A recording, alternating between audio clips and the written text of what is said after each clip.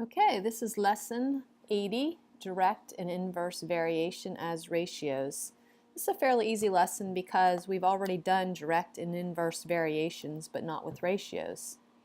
So it's kind of a review. We're just learning to do a different method to do something that we've already done before. All right, remember direct and indirect variation? We would have something like this.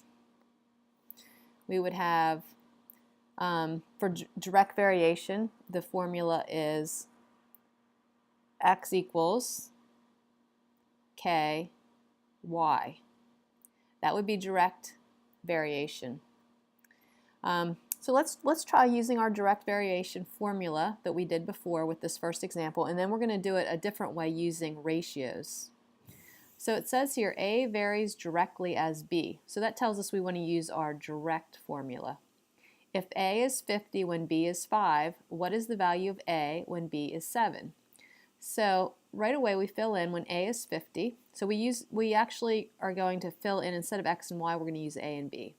So A varies directly as B.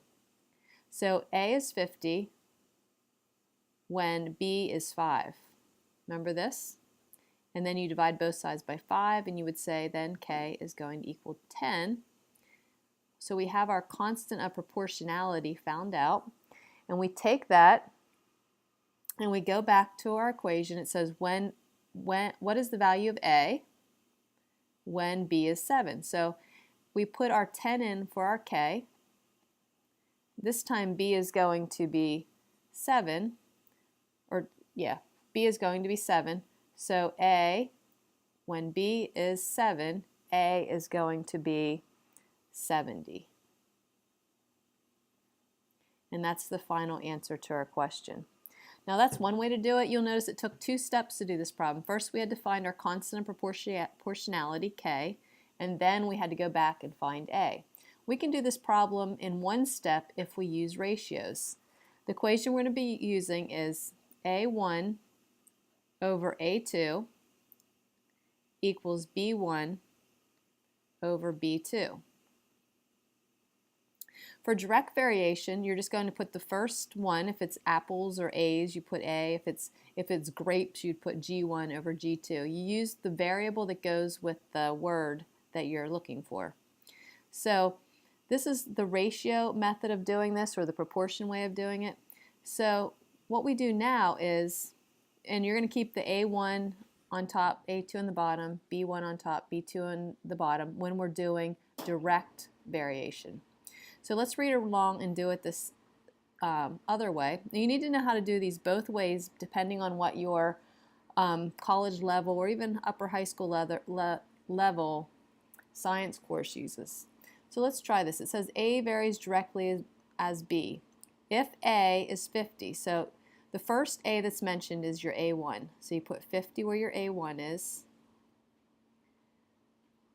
When B is 5, so that's the first B that's mentioned, so you put that in your B1 slot. What is the value of A? So that would be our A2 spot that we want to know what the value of it is when B is 7. So we just set up a ratio. This is a 1-step problem, which makes this a little bit an easier way to do this. So we're just going to cross multiply here, and we're going to get 350 equals 5 A sub 2, and we're going to divide by 5, and we would get the same answer, A equals 70. So you might like the second method or the new method better because it's just 1 step. You just set up your ratio and fill in your values. Let's try another one. This one is cost varies directly as the number purchased. So let's do it the old way first. Cost varies directly as the number purchased. So if 12 can be purchased for $78, so the cost ends up being $78. The number purchased would be 12. So we put that in for n. And so we're going to get our constant of proportionality is 6.5. Now we take that and we put it back up here for K. So we would say if 12 can be purchased for we've already read that, for $70, how much would 42 cost? So now we're trying to figure out cost. We have our constant proportionality is 6.5. The number purchased would be 42. And you multiply that together and you would get your cost equals $273. Now let's do it our new way. Our new way would be cost 1 over cost 2 equals number purchased 1 over number purchased 2. So remember, this is more of a one-step process. So we have cost varies directly as number purchased if 12 can be purchased. So that's our N1. We're going to have our proportion here. N1 is going to be 12. Our cost 1 is 78. How much would 42 would be number purchased, and what would our cost be, our second cost? So we just set that up. We can cross multiply. We could do, this is going to be 78 times 42. We're just going to do a little shortcut here.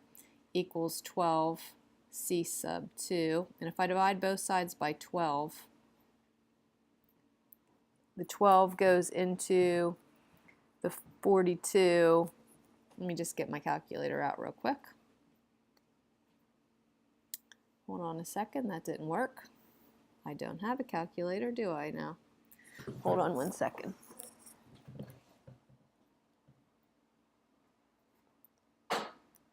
Sorry about that. I got to get my calculator out. So we get 42 divided by 12. That doesn't work.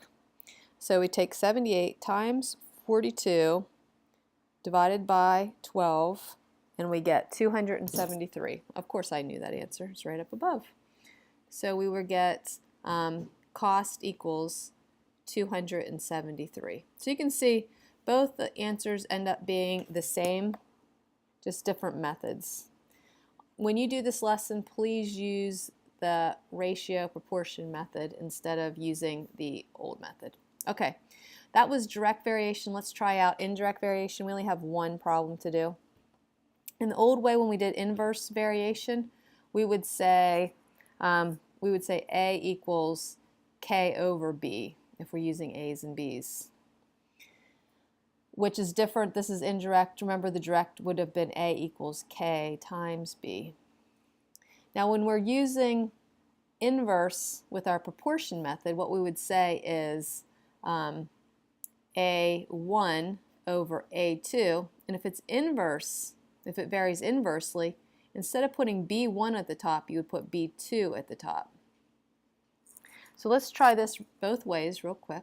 Blues vary inversely as yellow squared. So blue varies inversely as yellow squared.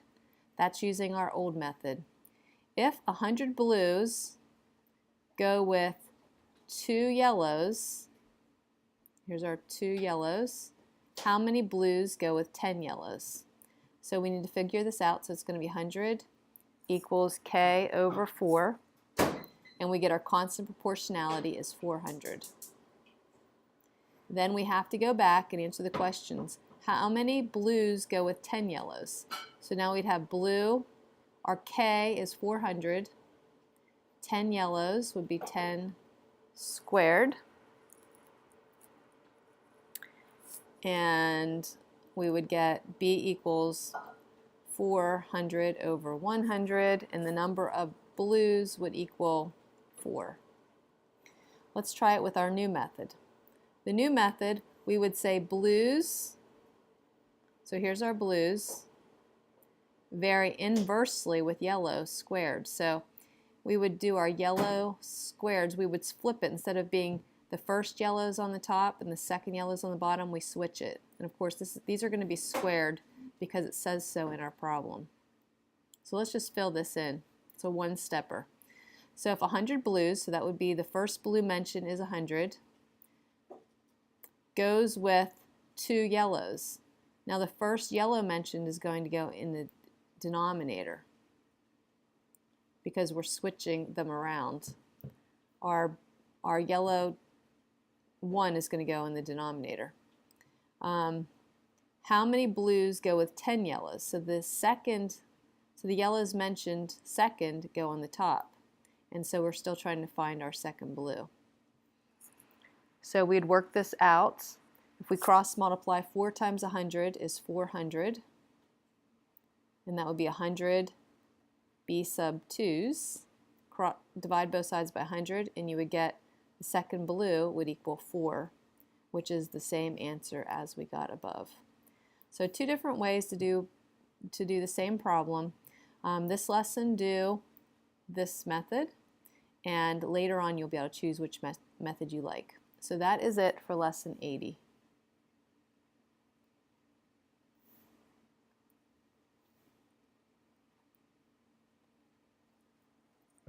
Phew.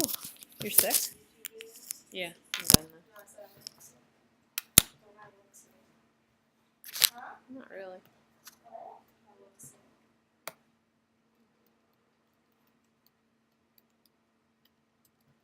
Are you guys working on the